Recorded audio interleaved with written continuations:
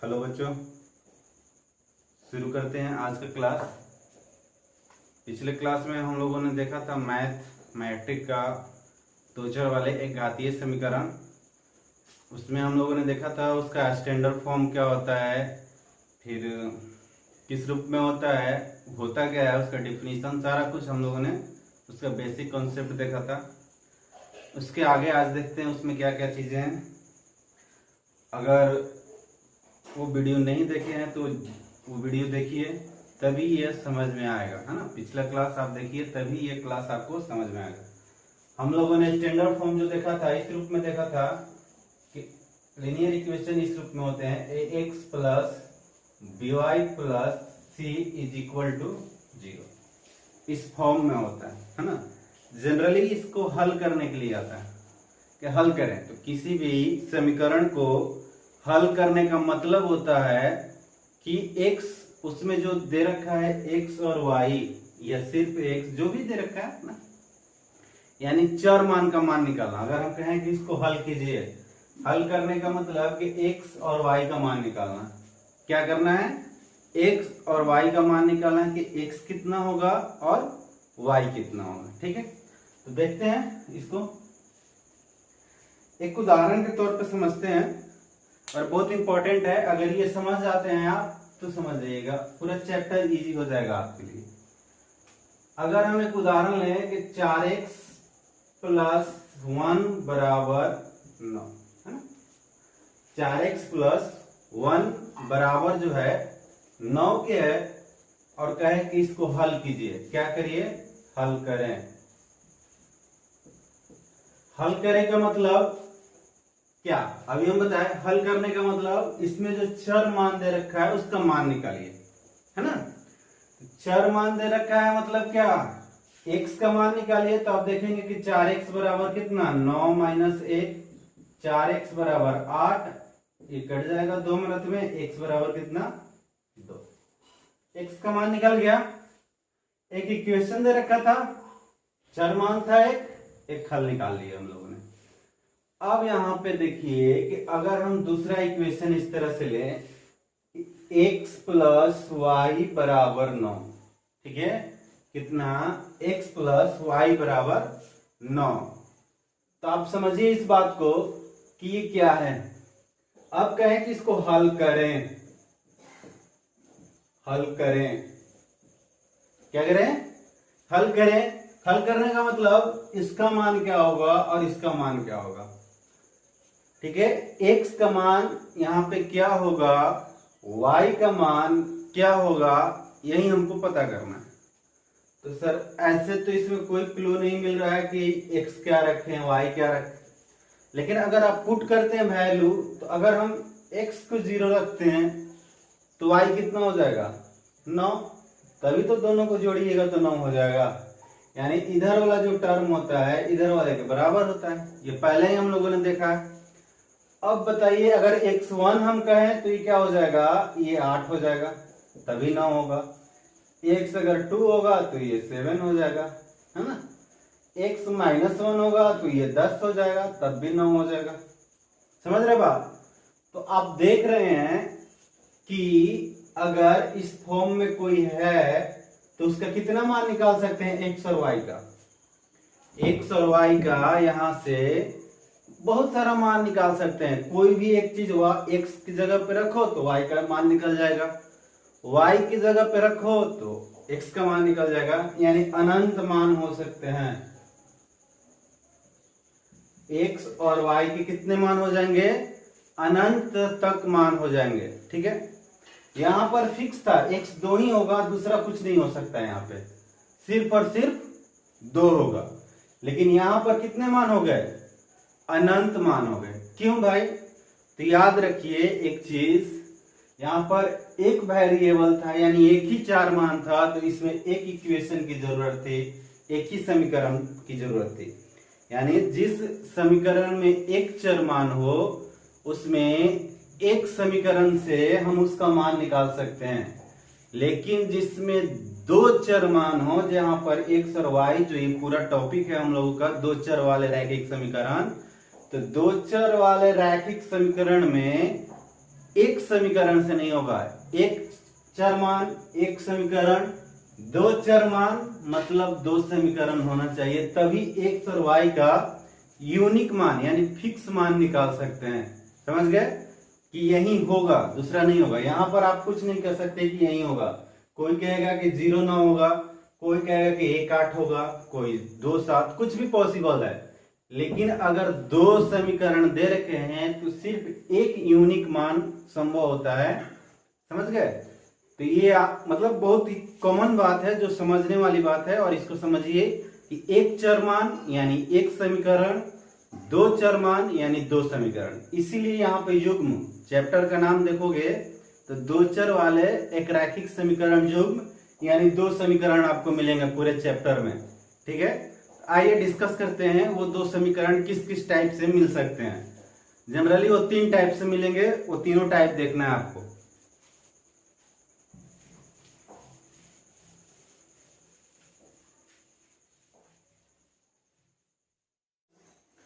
पहला टाइप का समीकरण इस तरह से मिलेगा कि x प्लस वाई बराबर 4, 2x प्लस 2y बराबर 8। मान लो ये समीकरण 1 और ये समीकरण 2। ठीक है, ये हो गया एक समीकरण और ये दो समीकरण। इसको बोले कि हल करो। क्या करो? हल करो।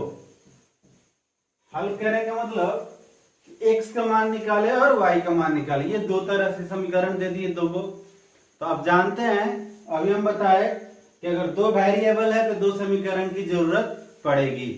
ठीक, अगर हम इसको देखें, देखिए कि x प्लस वाई बराबर 4, 2x प्लस 2y बराबर 8। तो हम देखें कि 2x प्लस 2y बराबर 8। ठीक है, 2 कॉमन ले लेंगे तो x प्लस वाई हो जाएगा बराबर 8, कट जाएगा तो x प्लस वाई बराबर 4। ठीक, यानी हम कह सकते हैं कि जो ये इक्वेशन 2 है वही इक्वेशन 1 है।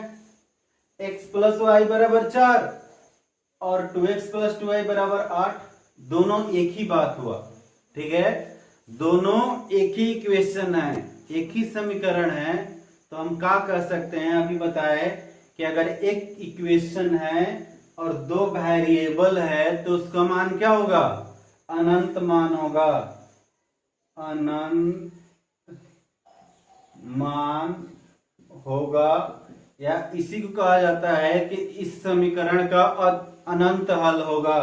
मान के बदले हल भी हो सकता है। इस समीकरण का अनंत हल होगा। समझ गए? अगर इस तरह का इक्वेशन आता है कि x प्लस वाई बराबर 4, 2x प्लस 2y बराबर 8, यानी दोनों जो है एक ही इक्वेशन है। पहला समीकरण में 2 से गुना कर दिया गया है, अगला कुछ है ही नहीं। x और y के बारे में दूसरा कोई इंफॉर्मेशन नहीं है, आप देख सकते हैं। तो इसका कितना हल होगा? अनंत हल होगा।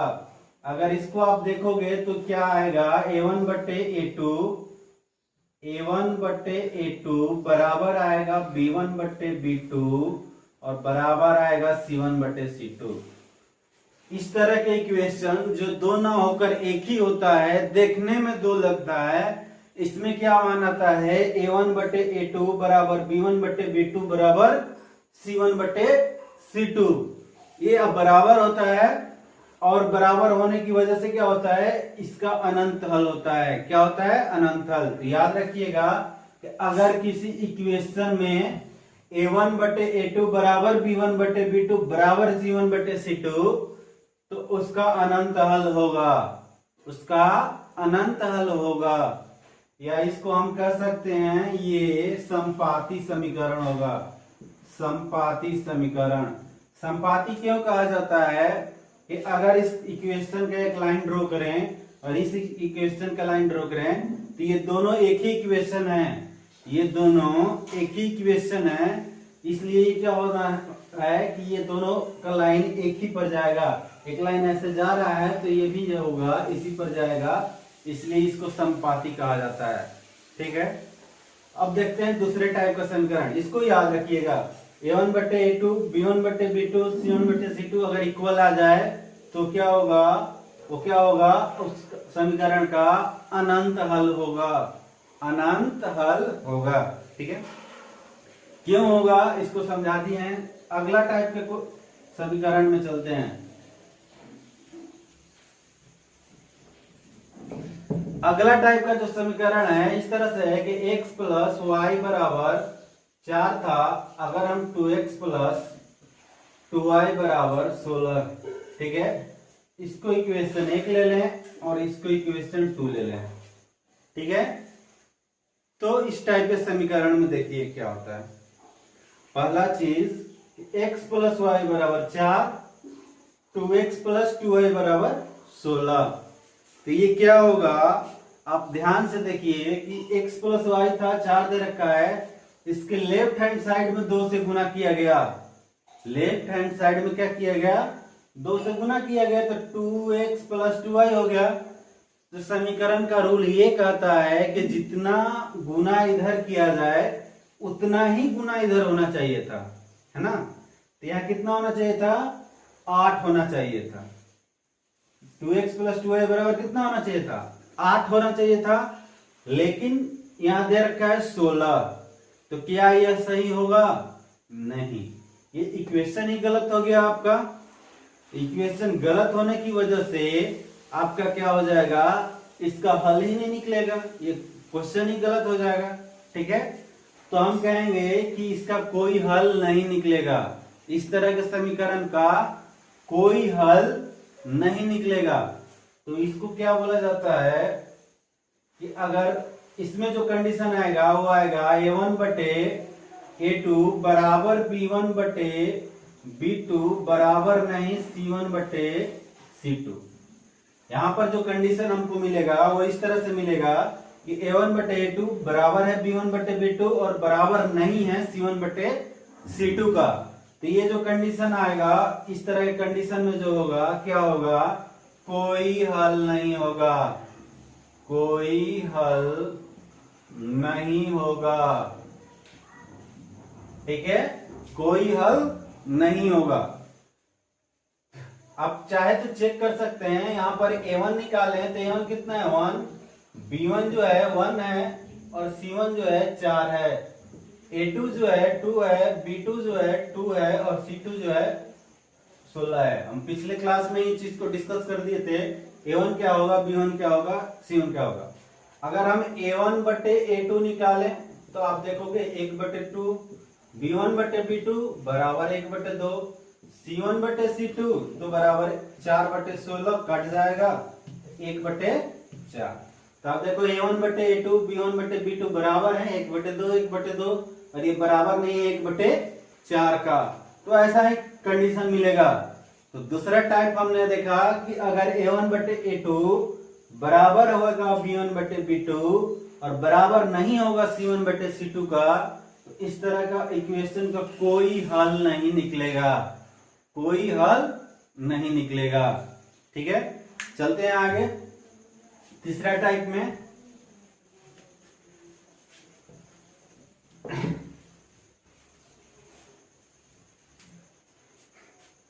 तीसरा टाइप क्या कहता है कि मान लो वही समीकरण उठाते हैं कि x प्लस वाई बराबर 4 और x माइनस वाई बराबर 3। ठीक है, इस तरह से कोई समीकरण हमको मिल जाए, x प्लस वाई बराबर 4, x माइनस वाई बराबर 2 ले लीजिए। ठीक, ये समीकरण अगर हमको आता है तो क्या होगा, तो सर यहां पर आप देखेंगे कि दोनों का मान अलग अलग निकल सकता है, ये y से y कट जाएगा, अगर हम दोनों को जोड़ते हैं तो y का y कट जाएगा, 2x बराबर 8, x बराबर 4। ठीक है, तो इस तरह के कंडीशन अगर आते हैं तो यहां पर आता है कि a1 बटे a2 जो होगा बराबर नहीं b1 बटे b2 का, है ना। a1 बटे a2 बराबर नहीं होता है b1 बटे b2। इस तरह के समीकरण में अगर ये 1 हो गया, ये 2 हो गया समीकरण, तो देखो a1 बटे a2 बराबर नहीं है b1 बटे b2 का, तो इसमें जो होता है एक अद्वितीय हल होगा, एक अद्वितीय हल होगा। यानी इस तरह के क्वेश्चन में इक्वेशन में एक हल निकलेगा, यानी x का कोई एक ही मान होगा और y का ही कोई एक ही मान होगा। और पूरे चैप्टर में यही इक्वेशन आपको मैक्सिमम टाइम मिलेगा, जहां पर आपको a1 बटे a2 बराबर नहीं होगा b1 बटे b2। तभी तो हम x और y का मान फाइंड कर सकते हैं। वो जो दो कंडीशन था कि a1 बटे a2 बराबर b1 बटे b2 बराबर c1 बटे c2, उसको बनाने की जरूरत नहीं थी, क्योंकि उसमें अनंत हल होगा, कितना हम निकाल सकते हैं।